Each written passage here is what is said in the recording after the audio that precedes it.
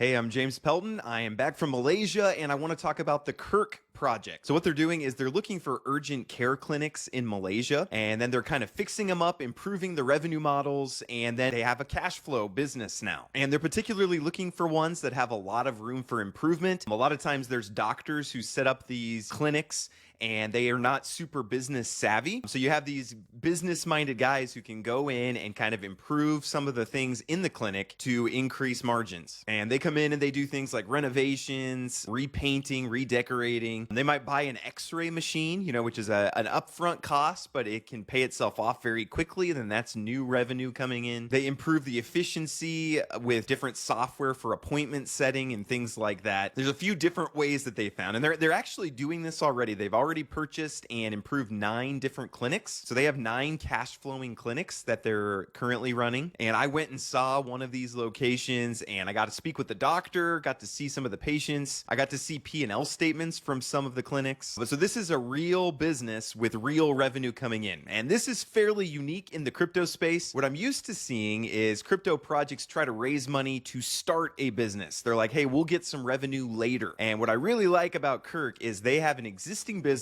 existing revenue coming in, and they're just wanting to supercharge it with some outside capital. They could just bootstrap it with no outside revenue, but they want to move faster, which is pretty common in the business space. If there's an opportunity, you don't really want to just wait around and, eventually we'll get to that, but you want to get some capital in and try to hit that opportunity as quickly as possible. So they're looking to raise funds via crypto, which we'll talk about here in a minute, and they're looking to use those funds to purchase more clinics, to potentially purchase labs. Labs have better margins on them, maybe some specialty clinics, so like dentists and things like that. But I really appreciated their philosophy of not wanting to jump into things until they have a really good understanding of what they're doing. One of the business partners comes from a family of doctors, so he really understands the Malaysian healthcare system, and that's really key if you're going to be jumping on opportunities like this. They have some future revenue streams as well, potentially some telemedicine, e-prescription. I know they have some partnerships with some hospitals in the area that is going to bring in some revenue. Different partnerships, if you can get a partnership with an insurance company where, hey, they send their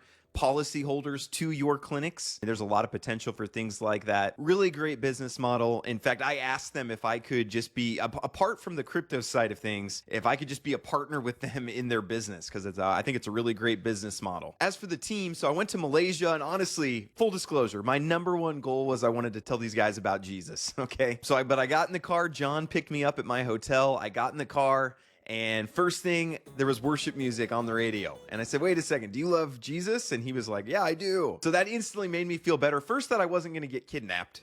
Some of my family was like, are you sure you're not going to get kidnapped in Malaysia? Like, do you know anything about these guys? And I was like, not really. But so I felt better about that. Feel better that both him and his business partner are Christians. He spent one of our meals just kind of praying for the business together. And they told me that meant more to them than any videos I could make or any money that I put in. So again, that makes you feel a lot better as an investor for me personally. But again, all of this is my personal take. I'm not telling you what to do. These are my takes and what I'm going to do. Not financial advice. And I don't say that lightly. I mean that you have to make your own decision what you're going to do with this information, okay? But really like the team. John is fully doxed. You can go check out his LinkedIn. His partner is KYC'd and is doxed to me. He doesn't want to publicly dox just because, he works a lot with government and they're not super cool with crypto right now, so you just want to be a little bit careful with that. But you can read about John, see his previous experience, what he's been up to, fully doxed. Odds of a straight up rug pull would be very, very low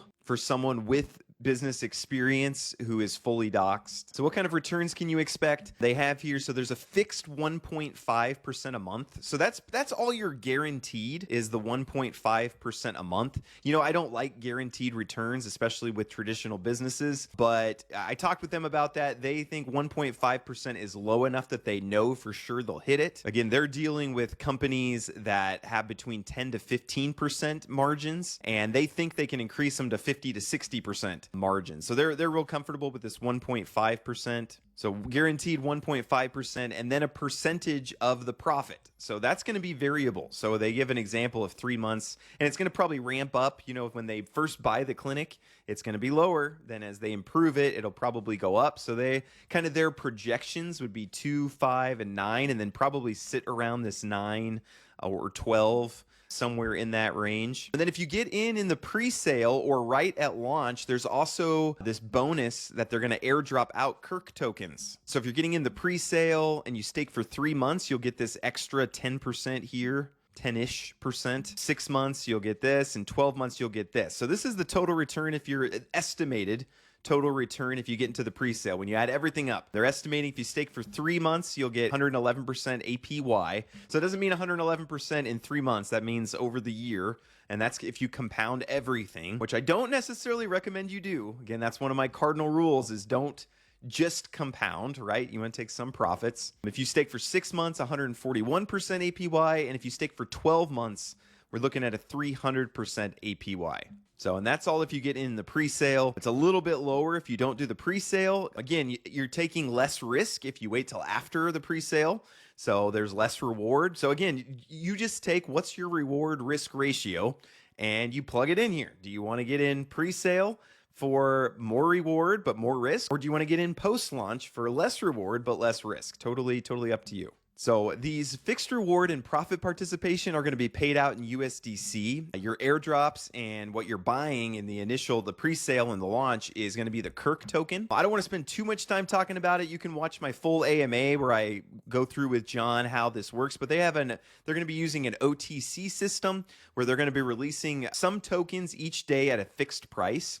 And then if you want to get rid of your tokens, you can put them on kind of their marketplace. You can set whatever price you want, but it's going to have to be around that market price or else nobody's going to buy it. And along with that, they are going to have a liquidity pool, but because they're going to have their own OTC marketplace, the price in the liquidity pool is going to have to be kind of close to that market price as well, or else there'll be arbitrage that evens things out. Again, if you're not a tokenomic expert, don't worry about it too much. Read the documentation, hop in the Discord and ask some questions about it. Great educational tool. So my final takeaway is I love the team. I love the business model. I love that there's already revenue generating. I mean, this is the type of thing, apart from crypto, this is the type of thing I would look to invest in.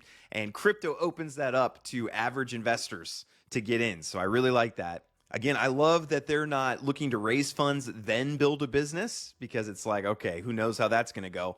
But they're taking an existing cash flow business and they're just looking to grow it with capital. I really like that model. Personally, I'm looking to put in somewhere between 25 and 50K. I want to be a part of this going forward. Looking for more ways to get involved with them too, if I can help be an advisor or whatever. We're talking through some of that. I imagine I'll be going back to Malaysia at some point to talk more with them. This is crypto, so what I would say are the biggest risks are crypto things. So I don't think a straight up rug pull is much of a risk since they're doxxed and a Christian and a business owner of other businesses. But I mean, there are exploits, things like that. Something goes wrong with the liquidity pool. I mean, we've seen those types of things happen before. So there's always those crypto risks. But for me, I think it's worth the risk. But again, you have to make a decision for yourself. If you are wanting to get in, there is a pre-sale. I'm recording this on Saturday, July 29th, and it says there's 1 day left, but they are going to extend that 1 more week just so the results from my trip can come out and things like that. So you have about 7 days. If you want to get in, you can do USDC, USDC.E, or USDT, really on any chain. They've made it very easy to get in.